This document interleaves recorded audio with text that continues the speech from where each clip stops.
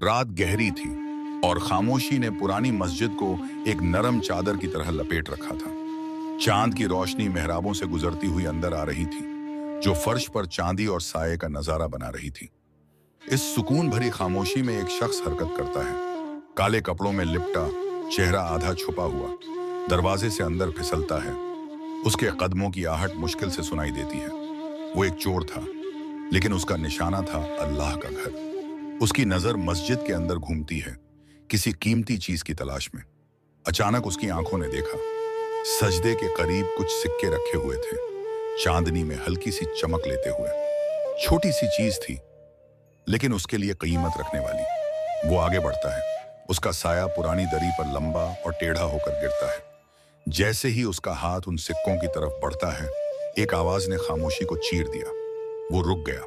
ये एक आदमी की आवाज थी जो दुआ कर रहा था। उसकी आवाज नरम थी, लेकिन दर्द से भरी हुई। या अल्लाह, उसने कहा। उसकी आवाज कांप रही थी। तू ही रिज़्क देने वाला है, तू ही रहम करने वाला है। मुखैन है, उन पर अपना फजल फरमा। मेरे पास कोई नहीं, सिर्फ तू ही मेरा सहारा है। वो अल्फाज मस्जिद की दीवारों से टकराकर चोर के दिल में उतर गए। चोर चुप हो गया। दुआ सुनते हुए उसकी आंखों में आंसू भरने लगे। उसने उस आदमी के दुख में अपना दुख देख लिया, लेकिन उस आदमी की दुआ में जो ईमान और उम्मीद थी, उसने चोर के दिल को हिला दिया। वो लेने आया था, मगर ये बंदा तो मांग रहा था, सिर्फ अल्लाह से यकीन के साथ। चोर की आंखों में आंसू आ गए। चांदनी धुंधली लगने लगी और उस दुआ करते शख्स के इर्द गिर्द एक रोशनी सी महसूस हुई। आहिस्ता से उसने अपना हाथ पीछे खींच लिया, फिर अपनी जेब में हाथ डाला, जहां कुछ थोड़े से सिक्के थे, उसकी अपनी सारी दौलत। उसने वही सिक्के निकालकर उस जगह रख दिए जहां से वो चोरी करने आया था। बिना आवाज के, बिना कुछ कहे, वो पीछे हटा और मस्जिद से निकल गया। उसका दिल शर्म, सुकून और नई रोशनी का एक अजीब सा संगम था। फज्र की अजान के साथ मस्जिद में रोशनी भर गई। वो गरीब आदमी फिर मस्जिद आया।